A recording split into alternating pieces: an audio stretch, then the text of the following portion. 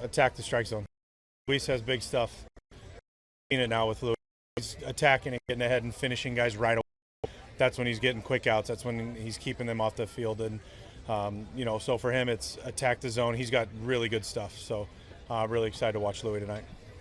It might be anecdotal, but it seems like Quan's hitting the ball on the ground a little bit more recently. Just what are you seeing in his at-bats? I mean, Kwani's just a hitter. So, he does such a good job once he gets to 2 strikes of taking what the pitcher gives him. The book's out. Whenever you're as good a hitter as Kwani, they're going to pitch you a certain way. And, hitters are going to go through spurts where they're driving the ball or where they're finding hits. And Kwani's always one swing away from being right back at it. So I don't know if there's a trend or he's being pitched differently, but I'm never concerned over Kwani. Judge's season and going back to when you would be against him as a player, just what do you make of his evolution as a player? He just continues to evolve as a complete hitter. I think I said it yesterday. Judge is an elite hitter who has the ability to hit the ball far. He's not a power hitter. He's a great hitter with power, and he just it's unbelievable to me how short he stays and just how under control he is. He knows the strike zone, doesn't chase a whole lot. It's really impressive to see someone that big be able to move the bat the way he does, and it's a beautiful thing. When you see the box score and he's hitting almost 400 this year, does that surprise you from afar? Yeah, anytime somebody's hitting 400, it's a surprise. But he finds a way. He walks. Like I said, when hitters don't chase, you have to throw the ball over the plate, and when you throw the ball over the plate, good hitters are going to have a chance to get hit. So, a lot of batting average tends to.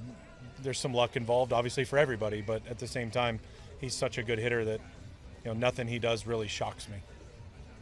What do you think was key for your guys last night, the way they competed against Williams? I know he's got change-up and such a great pitch.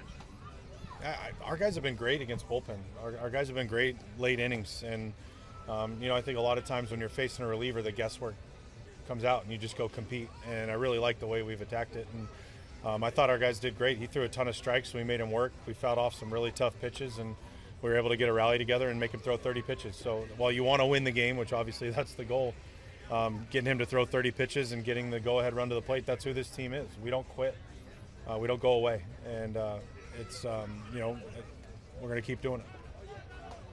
Look at batting with runners in scoring position, and in particular, close and late situations. You have to have a skill set and a tactical approach, but what are some traits that you've noticed over your time in the game that some guys love being in that moment, they thrive in that moment, where other guys, they just don't? I think a lot of it is the mentality. It's slow the game down, let the ball come to you. And I think a lot of times when hitters get sped up, they try and go get the ball. They try and do too much. They want to be the complete hero. And I tell our guys all the time, hitters don't hit home runs. Pitchers throw home runs. You're not going to take a pitch that's down and away off the plate and pull it for a homer. You have to be ready to take what the pitcher gives you. And I think the best hitters with runners in scoring position do just that. They take what the pitcher gives them and they find outfield grass. There's no prettiness. There's no exit velo. There's no launch angle when it comes to hitting with runners in scoring position. It's find a way to get some outfield grass and have that guy touch home plate. What have you thought of Martinez transitioning into center field? He played a lot of center for us last year, and right now with Lane out, it's been predominantly center field, and we've seen him come in and play second base well also. But to me, Angel is he's just a really good baseball player. He's going to do whatever we ask of him. He just wants to help the team win, and not only offensively has he been great for us, but defensively he's really done a great job of bouncing around, playing 2 premium positions and playing them well. Is there anything new in Lane? He's back to running. We're not sure what the progression looks like, but there's no target right now. We anticipate it not being too long, but we're kind of going day to day because it's how he feels. So, but he's had a couple good days. Did you get another look at the fan interference call? The one angle I saw, it looked like they got the call right.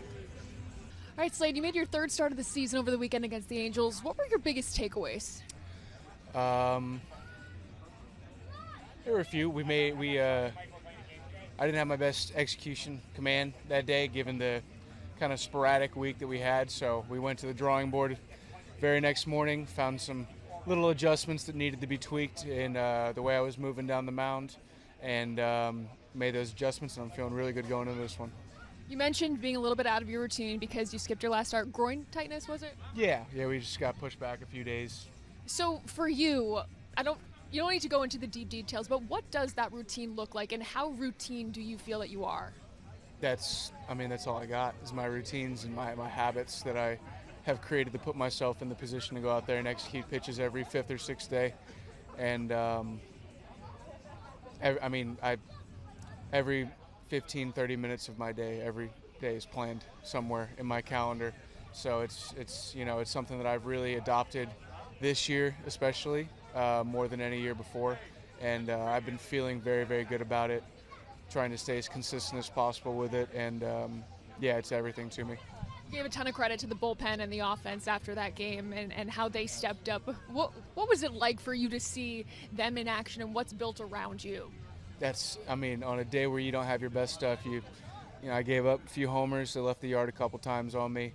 And to see the team, go, it was 4-0, 5-2 at points. And, our bullpen guys came in, shut the door, kept us in the game, and our offense kept chipping away. It's so awesome to see that happen. Just a full team win, and guys picking me up when I don't have my best stuff, because I know how it feels when I have a chance to pick guys up in close games, and when it goes both ways, it feels even better. You've been really open about how you've used the offseason and even the early injury to make some tweaks, work on some mechanics. Where have you seen the biggest changes in your pitching? It's going to sound like a beating on the same drum, but consistency. Being able to repeat the pitch shapes, the execution of pitches, and my velocity deeper into games, and not having those inconsistencies throughout my start where, you throw 90 to 100 pitches an outing. The difference between bad, average, good, and great isn't much more than a few pitches. And, being able to realize how thin the margins are and how important being consistent is really helping me. Besides the benefits that you've talked about, did you feel like there was any mental hurdle to overcoming that early injury? Yeah, I really wanted to just get after it, get on it, and it took a lot of restraint from myself and the medical staff of knowing that it's gonna feel good, but there's a process to getting back and making sure it stays feeling good.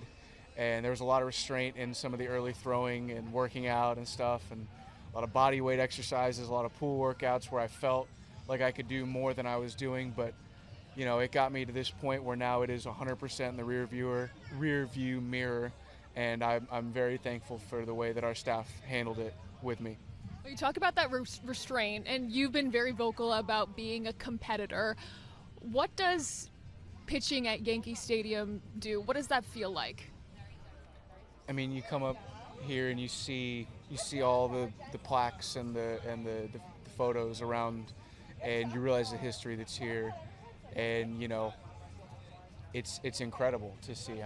You look up and think about all the people that stood on that mound and stood in that box, and being able to share that with history and be a part of it is incredible. But at the same time, man, I'm going out there to win. And to, like you said, compete. And while I'm out there in competition, you got to forget about all that and understand that you don't just belong out here. You are made to be out here. And this is what you do, and why you do it is to compete on the biggest stage against one of the best teams in baseball and know that you belong there.